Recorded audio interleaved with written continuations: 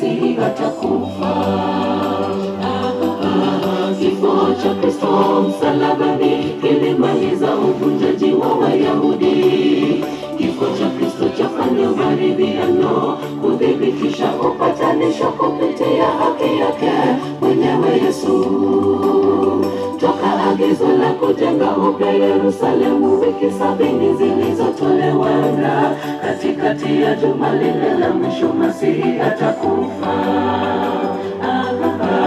Kifo cha Kristo msalabani kilimaliza uvunjaji wa Wayahudi. Kifo cha Kristo chafanya maridhiano, kudhibitisha upatanisho kupitia haki yake mwenyewe Yesu. Zaidi ya miaka 6000 dhambi inatawala duniani, na itawezekana kwa nguvu zetu hafifu kupinga mabaya, ila kwa nguvu zilizo ndani ya Kristo akalipa gharama ya dhambi. Kaonja mauti kwa ajili yetu, akafa kwa niaba yetu. Mkubali abadilishe maisha yako, ewe mdhambi. Neema hii ya ajabu, neema hii ya ajabu. Zaidi ya miaka 6000 dhambi inatawala duniani, na itawezekana kwa nguvu zetu hafifu kupinga mabaya, ila kwa nguvu zilizo ndani ya Kristo akalipa gharama ya dhambi.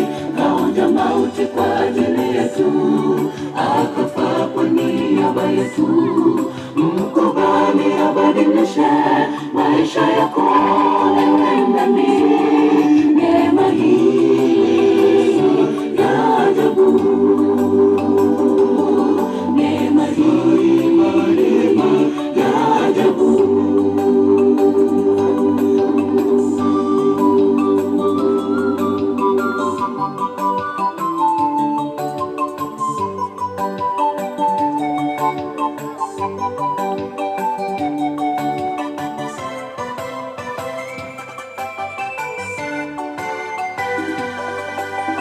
Rumi itapaharibu patakatifu na mji mkuu. Kristo anakufa kuweka mwisho wa utoaji wa dhabihu na matoleo.